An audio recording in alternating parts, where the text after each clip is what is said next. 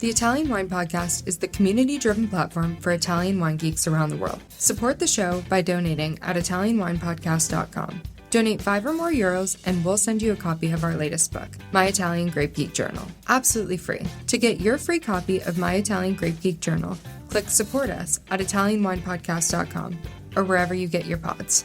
Grazie mille. Welcome to Masterclass US Market with me, Juliana Colangelo. This show has been designed to demystify the US market for Italian wineries through interviews with experts in sales and distribution, social media, communications, and so much more. We will quiz each of our esteemed guests at the end of each episode to solidify the lessons that we've learned. So sharpen your pencils, get out your notebooks, and join us each week to learn more about the US market. Hello, welcome to Masterclass US Wine Market. Today, I'm thrilled to welcome Helena Morgana to the Italian Wine Podcast. Morgana was born and raised in Piedmont, and after completing her master's in Italian wine culture at the University of Gastronomic Sciences at Pollenzo, she had the tools and connections to start navigating the diverse world of wine. After 5 years working with wineries in Tuscany and Piedmont, Morgana decided to make a change and see what the world of wine could hold for her internationally. She now works as an account executive here with us at Colangelo Partners, handling events and media relations for our Italian wine and spirits brands. Welcome to the show, Morgana. It's fun to be interviewing a coworker today. Thank you, Juliana. Thank you for having me here. Of course. I think this interview is going to be really useful for anyone looking to navigate a career shift and working in the U.S. So I'm really excited to chat with you about that today. But before we dive into today's discussion, Morgana, tell us a little bit more about your career and experience in the wine industry. Of course. So as you mentioned, I was born and raised in Piedmont, so I've always been surrounded by wine and beautiful rolled vine and hills since day one. Therefore, this passion of mine was always there, but a little bit undiscovered. And then I studied applied languages for business and tourism, so I was about to take a completely different path in my career. But then when I was at college, I worked part-time as a tour guide in some wine cellars of the area, and there I started falling in love with the storytelling around wine and how this brings people together. So I then left for a work experience in a winery in Australia. And it's there that I really fell in love with this industry because I was working like a little bit in the cellars, in the warehouse, in the vineyards, in the cellar door. So I got a little bit of a taste of what a winery can be like. But I also felt the need of understanding more about wine. So I came back home in Italy and then I studied in a master for Italian wine culture at the University of Gastronomic Sciences in Pollenzo. This was a very ambitious course that basically wanted to give us instruments and tools to be wine tellers, and so able to communicate wine under different perspectives, the enological one, the agricultural one, but also wine as a cultural product, artistic product, and also, of course, economic product. And thanks to this university, I came across different job opportunities. One was in Tuscany, so I worked for 1 year in a winery in Tuscany in the communications and marketing department. And then I moved back to Piedmont and I worked for almost 4 years in another winery in Barbaresco. Over there, I was also overseeing communications and marketing. And it's after 4 years, I decided to change my career path a little bit and my perspective a little bit. So trying to see things not from the winery perspective, but from an outside perspective. And then I applied for a position at Colangelo Partners, where I work now. I am an account executive and I handle wine and spirits clients for media relations and events. And Morgana, talk to us a little bit about that master's you did. It sounds really interesting. How do you feel like it set you up for success in the various communications roles you've held, both working with wineries in Italy and now working at a communications agency? Yes, this master is a 1 year program, and it's really dynamic. It involves some field trip. So we travel to Sicily, we travel to Tuscany and to Burgundy as well, visiting producers, visiting big wine organizations and consortia, as well as a lot of market visits, visits with distributors, visits with importers. So it gives you really a perspective of what the wine industry is at the Italian level. But it was run entirely in English, so everything was learned in an English language, and this makes you, of course, more competitive to be working in a different environment other than the Italian one. And of course, it was focused on Italian wines. So each session was dedicated to a specific region: Piedmont, Lombardy, Tuscany, Sicily, Puglia, and so on. And we were learning the different appellations and great varieties that can grow there. We were learning wines under an enological and viticultural point of view. And of course, it's not as detailed as a master or as a university course in enology and viticulture, but it gives you the basics to understand what you're talking about and make it more competitive and in a communication environment, in a marketing environment as well. So it was great to be there, also for the connections that this master program gave me, because of course it's run by the University of Gastronomic Sciences, which was created by Slow Food, which this philosophy of good, clean, and fair. Therefore, you're always coming across realities that share this sustainability and biodiversity-driven philosophy, and it made it possible to meet people in the industry. And of course, this is a great world. The world of wine is great, but as you know, it's very small. So you make connections and then last for life. And it's also thanks to this master and to my friend and classmate that I found my actual job now. So I literally found this job offer on the university site and then on the university website, and then thanks to her I had the connection and I could come to the States. So of course it was a great opportunity, not only for in expanding your knowledge because it's a very short program, but especially for making new and powerful connections. Connections, right. Yeah, and it sounds like it gave you the communication skills, the English skills, and the wine technical skills, which all sound like things that you're bringing here to now, obviously, your job at Colangelo. So, Morgana, today we want to talk a little more specifically for the listeners about a few things. Number one, how does a candidate best position themselves for a job in the U.S. market? How do you transfer your skills from Italy to the U.S.? And what are the benefits that you bring as an Italian native to a U.S. job in the wine industry? And then finally, what do you see as the benefits of working abroad? So for starters, let's just talk a little bit about the process of finding a job in the U.S. market. Obviously, you just mentioned you found it through your university, but what was the process like of applying and then making that move across seas?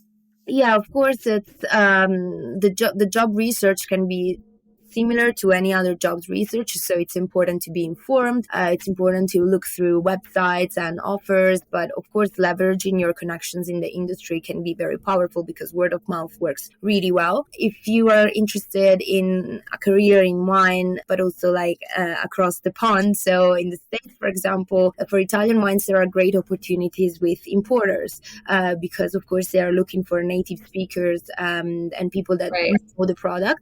As well as, of course, communication. And then once the job has been found, of course, it's important to get through the whole process of applying for a visa, which, of course, it sometimes can be a lot of red tape and a lot of effort. But I think if people are determined, this is something that is also very feasible. And it's a way to, dip your toes in this new environment and try and start your career in a new and very motivating work environment. I definitely recommend this experience, especially people who are at the beginning of their career, because, of course, it can broaden your horizons and give you more competitive advantage for future leads and paths that you want to start.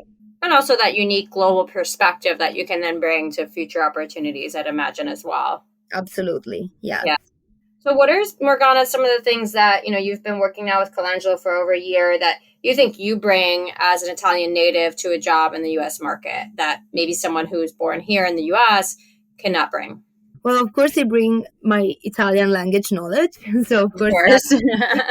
That it can be, it can sound very basic, but actually it's really important because Italians are able to communicate with the clients in a more straightforward and direct way. And it's not only about the knowledge of the language, but being born and raised in an Italian culture gives you a perspective of what clients may need or may want, and also their ideas. And then, of course, they want to bring their ideas in an environment that, even if it's always considered like the Western world, is very different from the European and the Italian culture. So it's also a great tool to have this double perspective so that you can actually translate your client's expectations to the country where you are, and at the same time make your clients realize that some expectations need to be adjusted and they need to fit into a new environment, into a new culture, in order to be able to truly communicate their identity and their message.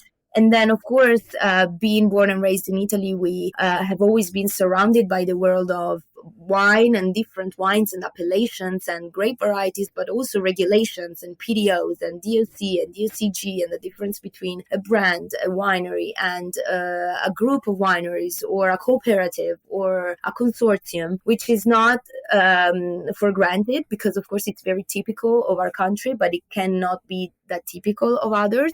So of course this gives you a competitive advantage because you understand the market that you're coming from better, and this makes it easier to communicate in the US market. And then I found that probably Italians can be considered like great artisans. So we always have a very artisanal approach to art, to culture, of course, cuisine, but also to business in some ways, in some contexts. And this makes us very flexible, open-minded, and able to like be resourceful and work with what we have and try to make it work. So I found that this artisanal approach could be sometimes useful in order to solve some situations up and being able to adapt and adjust to a work environment, which was of course different from the one I was starting from. But this kind of flexibility helped me a lot. I like you say artisanal, we would say entrepreneurial spirit. Different way to say it, but I think embraces the same meaning. Being solutions oriented, creative with solving problems. We know that, when you're working in the world of events, there's always something that could happen. So I think that skill set and approach is really valuable when you're working in any communication setting. So I like that artisanal approach. I like that. Sounds better than entrepreneurial. Yeah, exactly. More romantic. Yeah. So Morgana, what's been your experience working here in the US? And, what are some of the biggest differences and also similarities between your work here and your work in Italy? Italian Wine Podcast, part of the Mama Jumbo Shrimp family.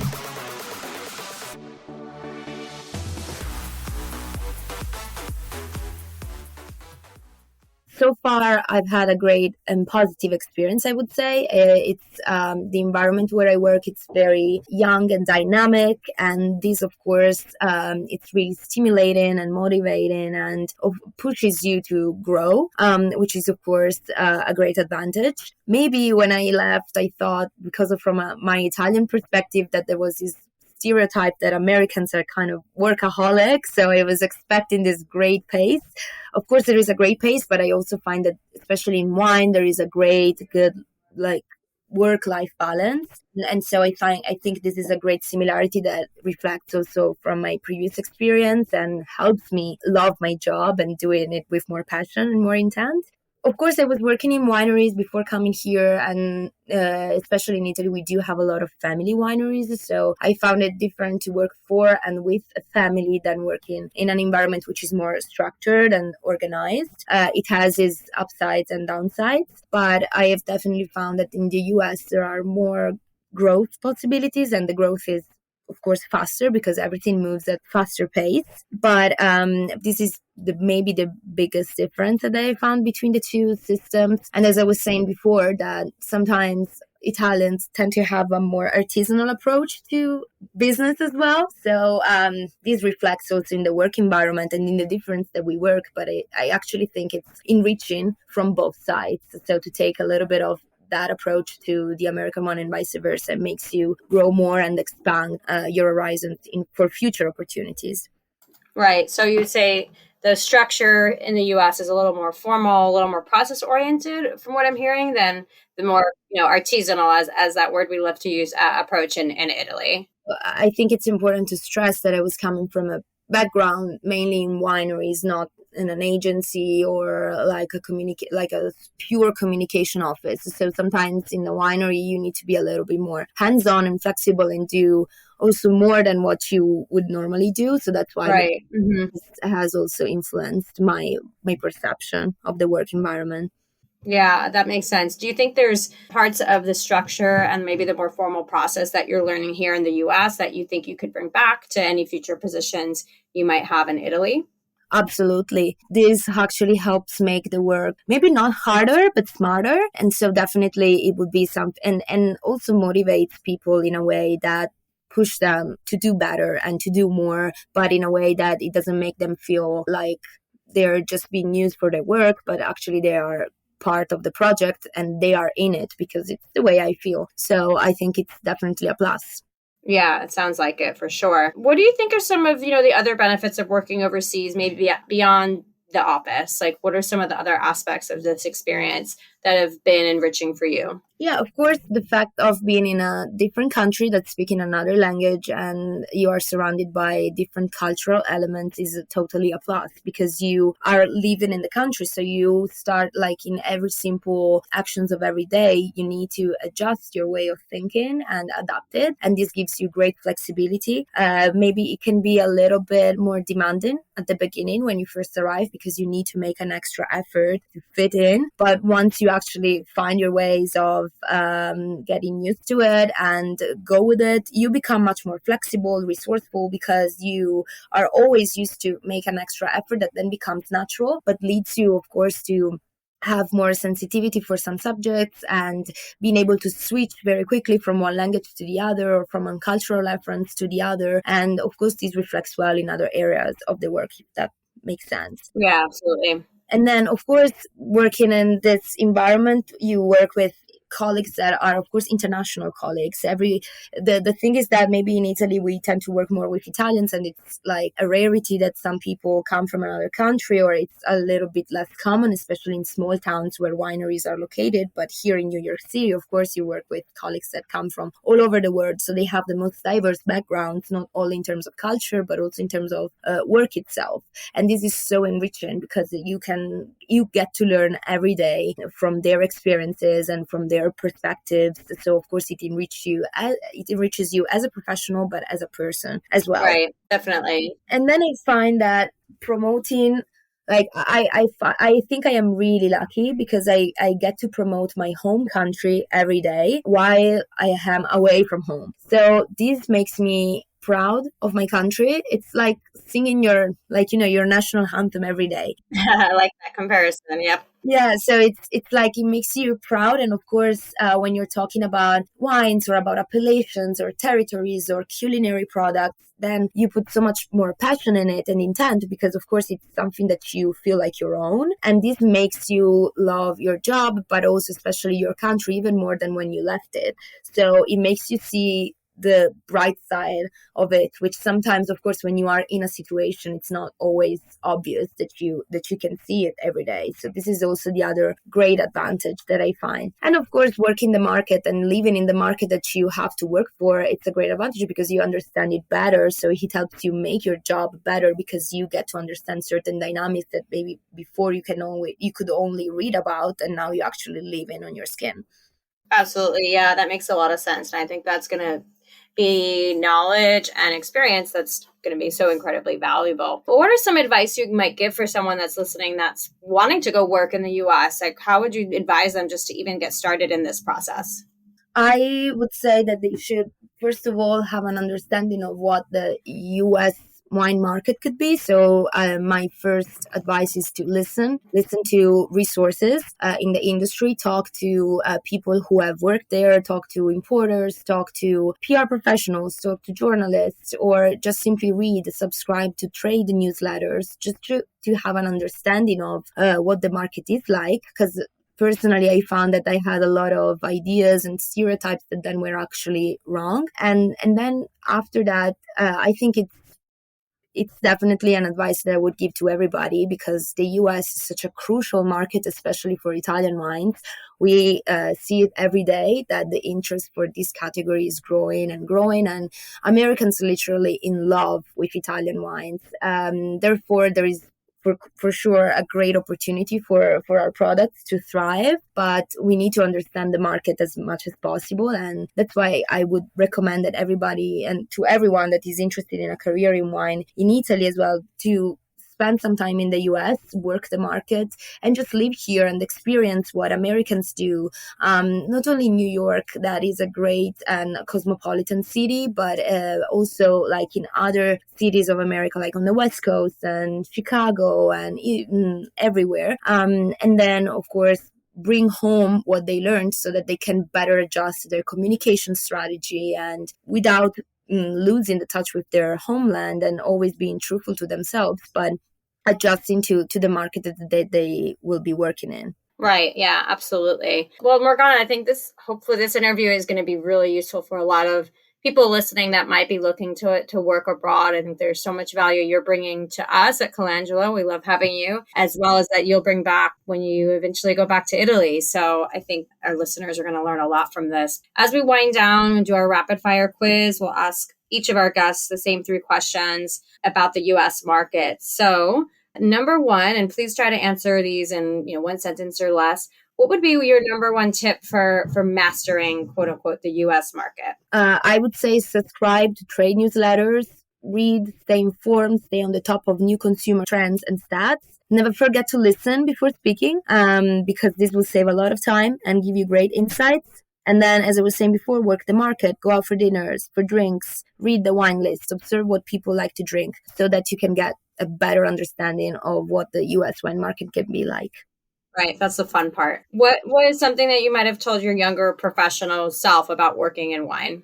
I would say maybe do not be afraid of risking and do not be afraid of being extra qualified, because I do think that wine certifications and courses are crucial in order to get a better understanding of this world. But maybe when I was younger, I thought that I was a little bit worried that because I didn't have specific experiences in certain work fields, that could have represented an hindrance or an obstacle to actually start a career there.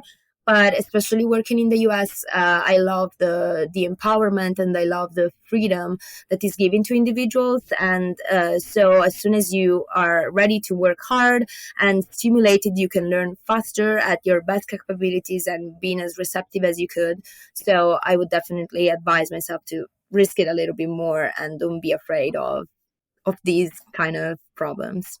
Great advice. Yeah, absolutely. And then finally, what is your number 1 travel hack when you're traveling? I know you're going back and forth between New York and Italy a lot. What's something that helps you deal with the time differences and those long plane rides?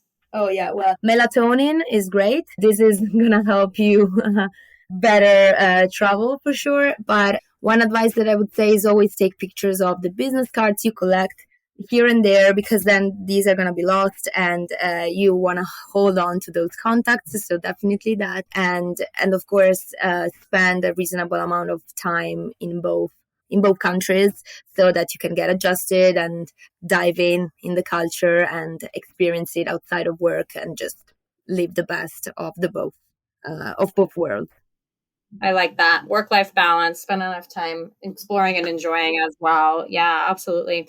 Well, Morgana, thank you so much for joining me on the Italian Wine Podcast. How can our listeners connect with you or follow along with what you're doing in wine? Oh, feel free to reach out to me via LinkedIn, Helena Morgana Germanetto, or Instagram, Helena Morgana, and you can just connect with me there. Okay, fantastic. Thanks for being here today, Morgana. Thank you for having me. It's been a pleasure. Thank you for joining me today. Stay tuned each week for new episodes of Masterclass US Wine Market with me, Juliana Colangelo. And remember, if you enjoyed today's show, hit the like and follow buttons wherever you get your podcasts.